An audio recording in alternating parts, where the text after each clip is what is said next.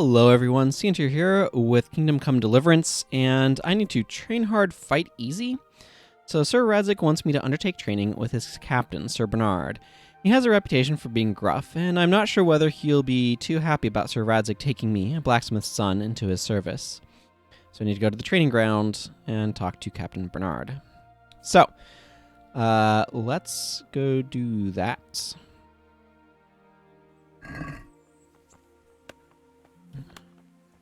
All sorts of things. I'm glad to live in a society that doesn't have those sorts of explicit social classes. Help your neighbor. I don't actually have any money, or I might consider it. Pretty sure I don't have any money. Right, I have some bread and stuff. I have some pretzels. Pretzels are great. I like pretzels.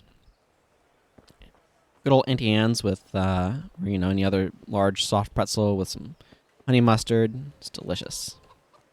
I could go for that right now. Go for that most times, really. How do I even get where I'm trying to go? I just know it's at the other end. Neat little side path.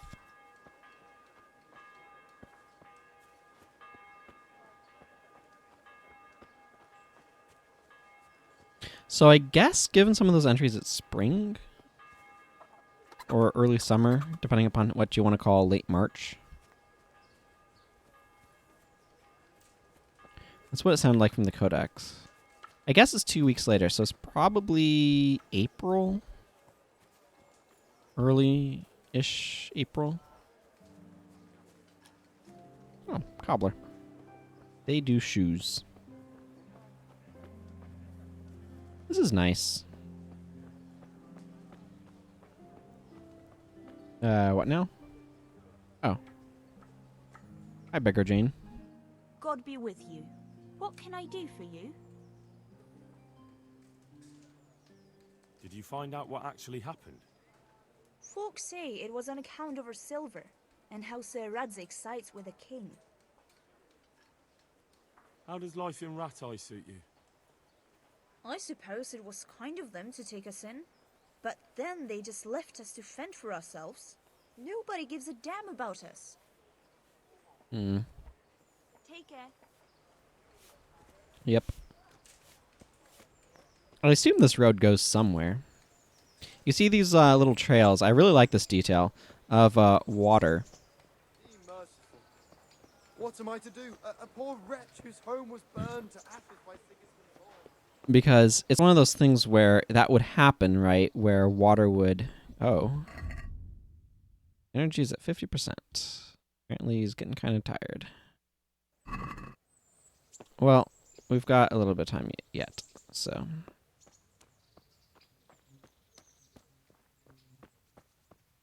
I suppose I'm supposed to go this way. Captain Bernard's not here. I should stop by during the day. That makes sense. It's getting late. It's kind of pretty. Let's see. So I am...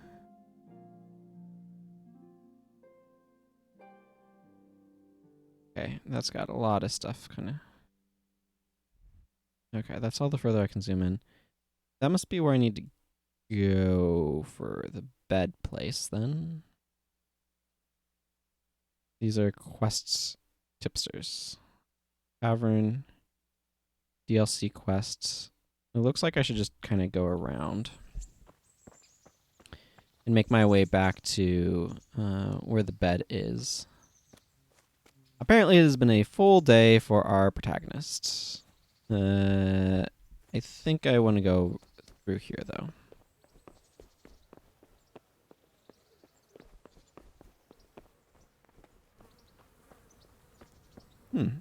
Another combat arena. A herald. Greetings. What do you need? Tell me something about the tourney. What are the rules of the tournament? Is there anything I should watch out for? Well, it's not a life or death struggle.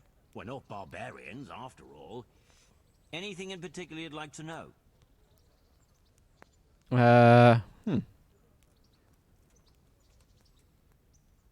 what do I have to do to win? Do I have to beat the opponent every time, or do I get several tries? To get to the second round, you have to beat your opponent twice in the first one. If both opponents win one bout each in the round, the victor is decided in a third duel. Whoever wins that one goes on to the next round. I see. Thanks. That's all I need to know. May the Lord watch I might look into that more later. For right now, other pressing concerns. Oh, I found an archery range. I like the use of bloom there. Make the sky area all bright as you're kind of going through. I'm just kind of walking along, finding stuff, apparently. Oh, is this St. Matthew's?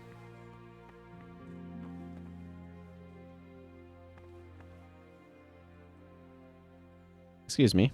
God be with you.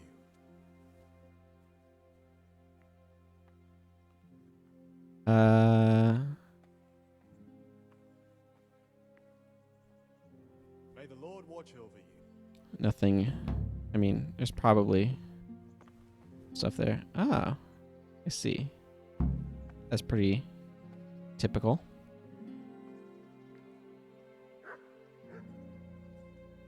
Yeah. I could talk a lot about some of the stuff that goes on with religion stuff. Comparisons between like the more modern day Protestantism and those sorts of things versus the sort of Catholicism of this era. But I'm not going to do that unless people are actually interested in hearing me ramble on about those sorts of things. So, map. Where have I managed to get myself to? Okay, I still need to get over there. So it looks like I just kind of go down the main drag. You'd call this the main drag. I really like the detail of these little culverts. Where water runs out and things like that. They did a good job of making the ground have some terrain to it and some variety.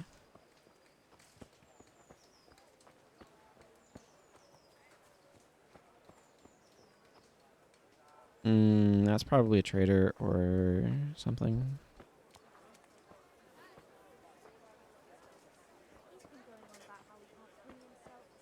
And there's some stocks in the middle of town. Pillory, I guess they call it.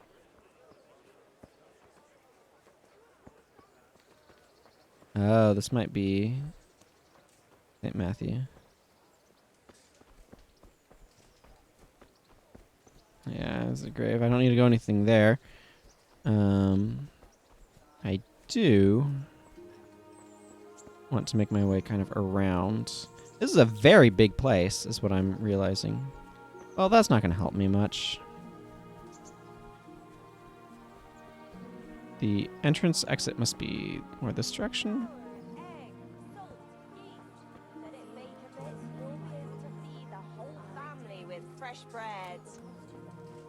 Hi. I have some pretzels. Man, if your existence was lying on the ground, your arms out like that, just hoping people will give you some money out of pity, so that way you can survive to the next day, that seems like it must be a very hard existence.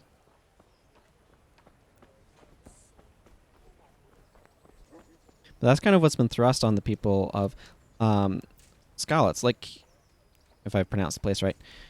Like, keep in mind...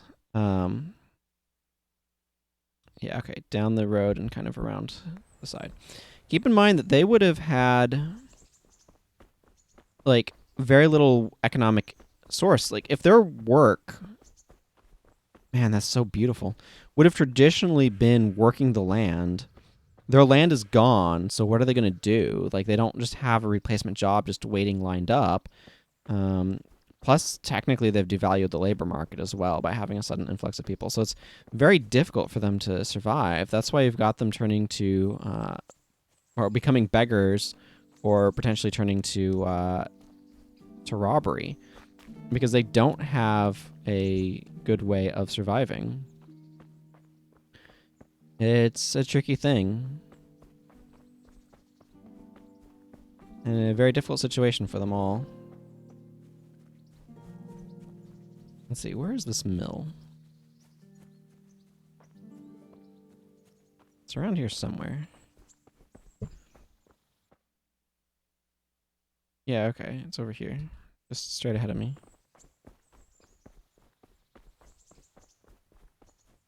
I have discovered mill. I'm not sure if discovered is the right word entirely, but I've returned to anyway.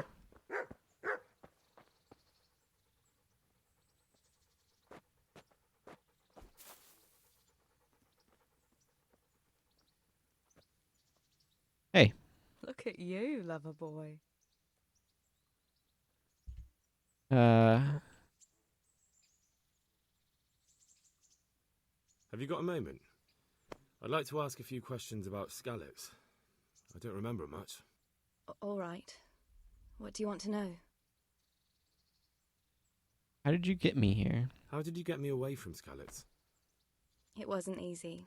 So Robard and his men helped load you on a wagon and we harnessed an old nag the bandits had left behind. The soldiers escorted us all the way here, God bless them. Wow. What about the bandits? So Robard and his men routed them. They killed the few, but the giant who attacked you fled, and Zibishek with him. It won't be safe in Skalitz for a while yet. Why would Zbyszek do that? I never thought much of him, but banditry? He was always a nasty piece of work. Doesn't surprise me he joined them. If you knew what he did to me. Tell me. When those cumins, they call them, when the cumins came, Zbyszek pushed me out in front of them and fled. He sacrificed me to save his own hide. That bastard! Where's the sword I had? You had a sword? It's gone now. Those scum took everything, including your horse. I don't have a horse, I don't but give a damn about the horse. I stole it anyway. But my father forged that sword for Sir Radzik. I promised father I'd take it to him. I have to get it back. Well, you can't. Just be thankful you're still alive. What happened to the other survivors from Skalitz? They sought refuge in Rattay, and some of the Rattay folk are none too happy about it.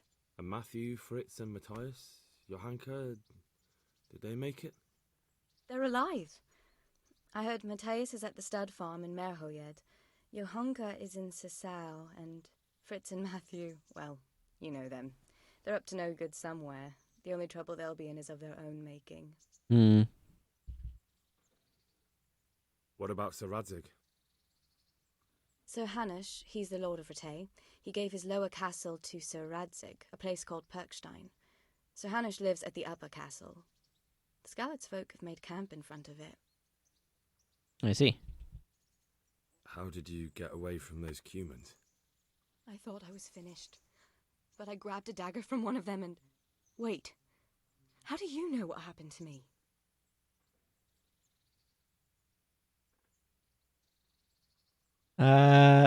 Well, let's be honest here. I fled from the castle. I saw what was happening to you, but there were too many of them, and I didn't know what to do. I knew I couldn't fight them all. I'm so sorry. I understand. You made the sensible choice. No, but I wanted to... You don't need to say any more. Besides, I managed well enough on my own. I cut their throats. I'm sorry. I'm sure you are. I won't trouble you anymore. Let's leave it be. I'd like to know...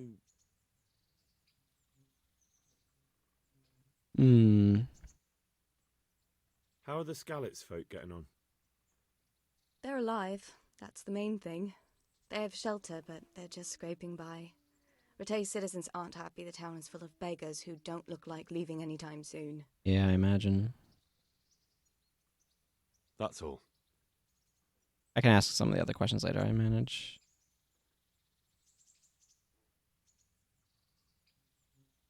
What's that dog you have here? He looks familiar. Don't you remember him? It's Mutt, the butcher's dog from Skalitz. Ah, of course. When I went back to bury my parents, he was guarding his master's dead body. A faithful dog. How come he's here? When we carted you here, we took Mutt along too. He's been hanging around the mill ever since. How's he doing? A lot better now. I slipped him something good now and again when Uncle wasn't looking. He won't starve to death then. What does the miller have to say about it? He can't stand him. How's that? Every time he sees him, he starts shouting that he's a useless mouth to feed and that he'll skin him. Jesus. And it didn't even soften his heart when Mutt brought a hare from the woods. Hmm. He was happy to eat it, but it didn't change his mind. I could have a word with him. That would be a waste of time. Does he obey you? Me? Not much. He's got a mind of his own, and I'm just not strict enough. Ah, spoilt then. No, he just hasn't learned many commands. But he's well able to beg for a piece of meat. I'm sure. How long has he been with you? More or less since we came here. He runs off now and again, but he always comes back. Sometimes I don't see him all day. I think he likes to go wandering. So he's doing quite well then? Yeah. I'd keep him, but he reminds me too much of Tinker, you know? I don't want to think about Skalitz. So I thought maybe you might take him with you? Me? I'm sure the two of you would get on great. He's a handsome fella and lovable. I'd be very happy if you had him. But we never had a dog at the smithy. We never needed one. Come on. He's got no one. I'll take him. All right. I'll take him. He can keep me company on my travels. Thanks, Henry. Go and get him then. He's sniffing around somewhere here.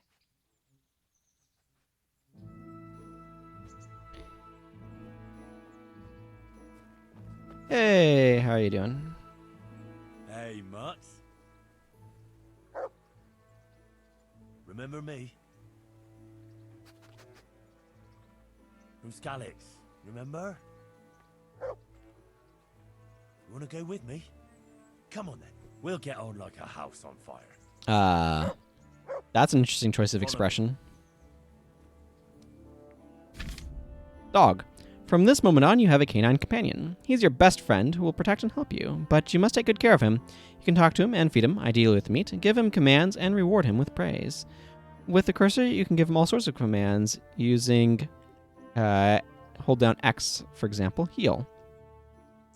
You also have the new skill of Houndmaster. It determines how well your dog is trained and what commands you've taught him. You gain experience by using the commands and other interactions with your four-legged friend. In the Sidekicks tab, you can see the stats, the most important of which is obedience. It tells you whether your dog obeys you or not. Its level will keep falling with every injury, and also if you neglect your dog for a long time. If obedience falls too low, your dog will stop heeding some of your commands. If it falls to 0, your dog will run off, and it will take some time before he comes back to you. During that time, you won't be able to give him commands, obviously. The higher his obedience, the better stats the dog has. He will defend himself, and you better, cause greater damage to foes, and it will take longer before he decides to run off again. You can improve your dog's obedience mainly by feeding and praising him, but doing it several times in succession over a short period is less effective than feeding and praising him regularly. I see. Oh, that's probably a good idea.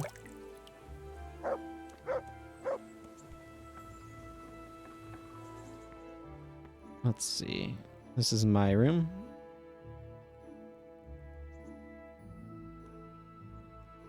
Let's go ahead and sleep and save. Let's see. Let's sleep until... That seems good.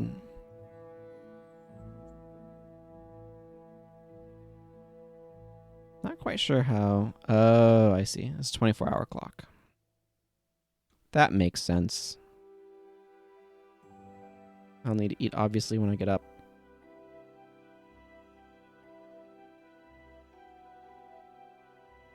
They slow it down as it gets closer to wake up time, I see. Yes. I am not necessarily looking to do that, but sure.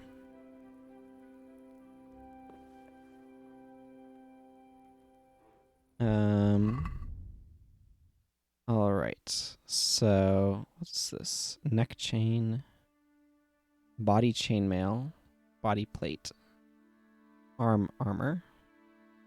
Sure, I don't have a lot of stuff here.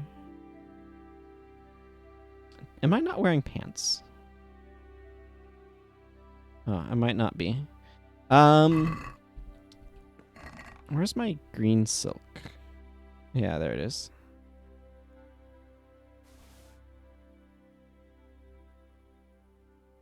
I can sell this patched hose. I think I might sell some of these.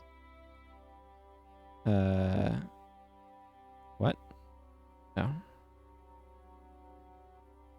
I want the patched hose. This light gambeson, this leather jerkin, and my coin. Okay. And I should definitely be taking these. I'm going to leave the axe here. Okay, so what food do I have? I have a boiled carrot.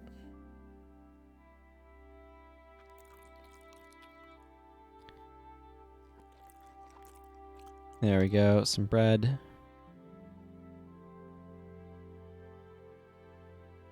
And an apple. Okay. Oh, a couple slots of healing effect, it looks like. So if I go over to this... Oh, okay, I have some healing buffs. That makes sense. And here is my pet. Okay.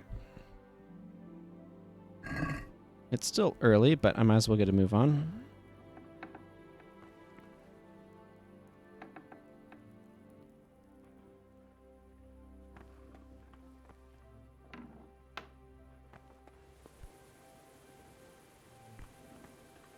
Not quite sure what to expect from the day. I should go visit the apothecary, though.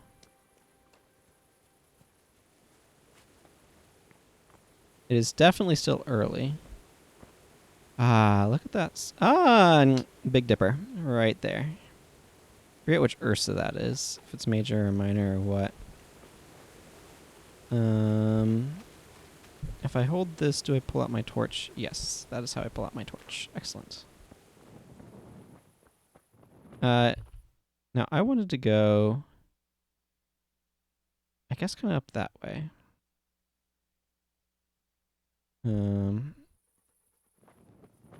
So it looks like I need to take this road.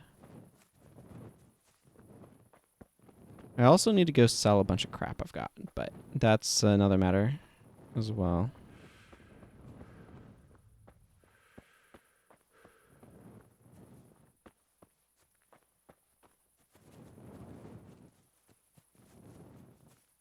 I'm a sucker for a pretty skybox. Oh, this is quite the little trail here. Yep. I mean, it does curve around, it looks like. Oh, there's our friend. Good boy. That's my boy. Yep. I don't have good food options for feeding him right now. I imagine I can learn how to hunt later.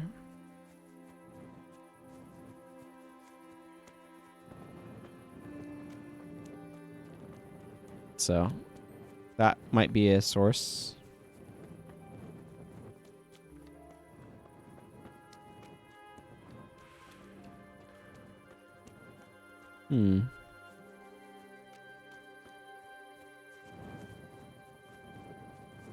Let's see. I want to... Like I said, I want to go kind of up the hill. I'm just not quite sure where I'd need to do that from. It looks like it kind of loops around. So maybe here? It's a little bit off the beaten path.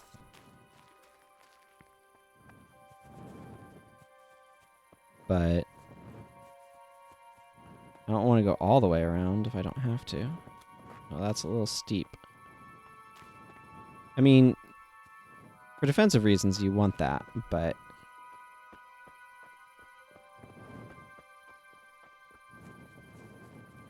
I wonder if you can kind of run up stuff that you might not ordinarily be able to walk up.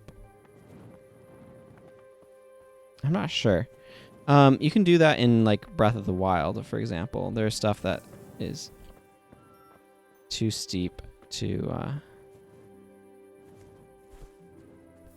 Hopefully I don't accidentally set brush on fire with my torch. Not really looking to do that.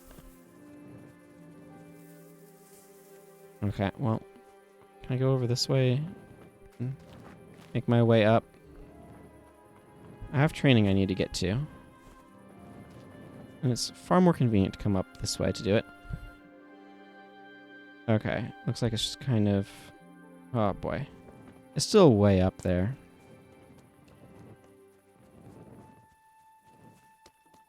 It's trying to still get a little bit of a sense of the place. Obviously, it's a new area.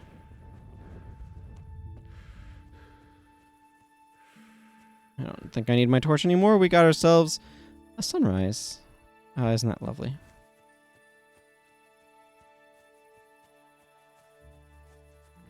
Lovely little path here. I discovered a Rattay.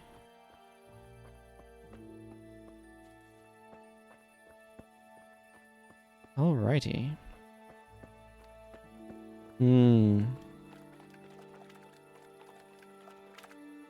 Lovely. Hey, Mutt.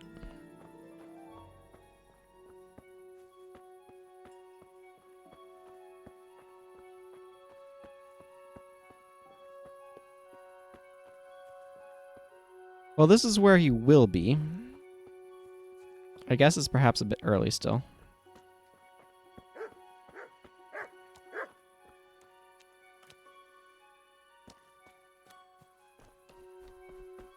So I'm probably better off looking for a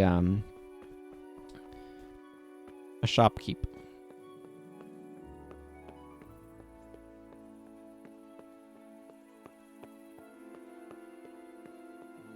In order to sell some of this junk I don't need. Let's see. Where is... Whatever. Mutt can find his own way over here.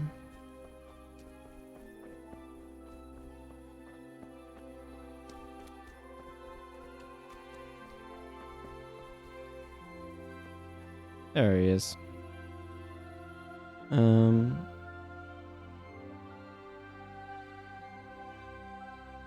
Trader, yes. Okay, just down the way. Good, good. That's what I'm looking for. That and the apothecary. So I have a debt to settle with the apothecary, apparently. And I would like to be able to do so. You know, I bet the ladder on the roof has to do with enabling repairs to the thatch, if I had to guess. Okay, where is this trader? Looks like it's a building over. Yeah, here. This seems likely. I guess it's maybe a little too early for that. Oh, hi. You're who I'm looking for. God be with you. I don't know. How do the Rattay folk get on with the refugees? Don't even talk to me about it. I wish that rabble was gone. I know they've met with misfortune, but here they do nothing but thieve and make problems. What kind of governor is Sir Hanush? He's strict, but just. Thank God for him. He don't get mixed up in nothing like that Sir Ratzik. so you don't see no one attacking us. I see. What's life like in Rattay? Good. Or it was till them refugees came. Still, we're better off here than most places. I get the impression he doesn't like the refugees much. Have you heard anything about the Cumans in Sigismund's army? Don't talk to me about that fucking rabble. A soldier was saying in the alehouse them barbarians impale people on spikes, rape women. They hold nothing sacred, the filthy heathens. Take care now. Could you please go open your store?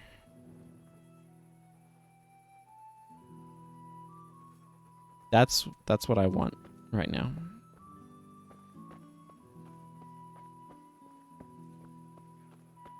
Clearly, I woke up too early. Clearly. Which is not typically a problem I have in real life.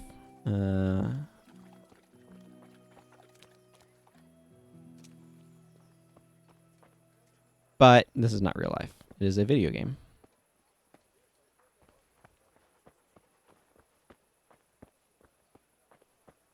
This is a dark little side path. Makes sense, though. It's quite blocked in. What you barking about?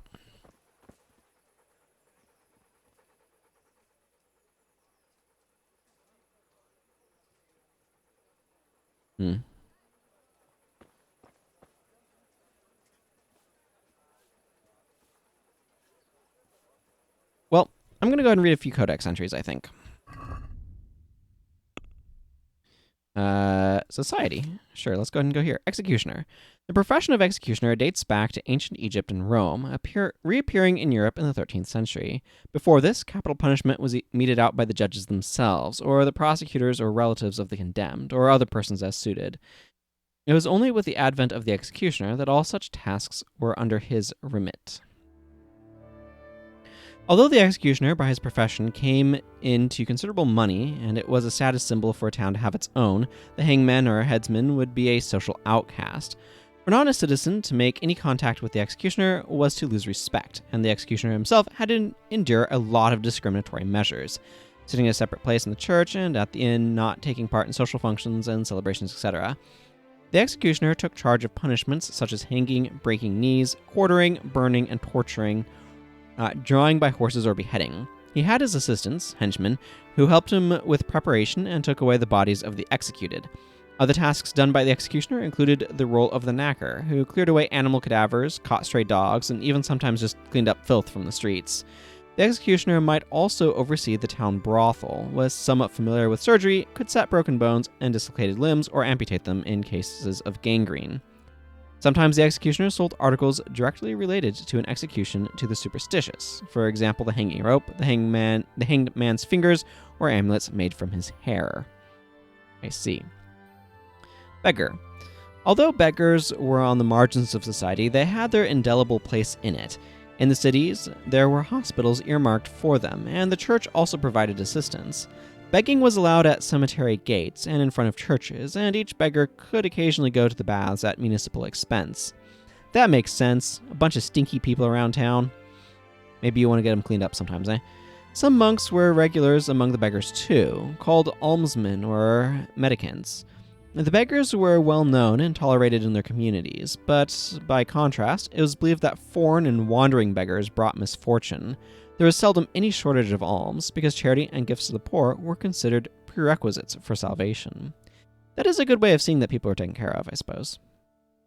Huntsmen. Gamekeeping and hunting in the Middle Ages were not only for amusement, but chiefly a source of great profit for the king and the nobility who owned the woods.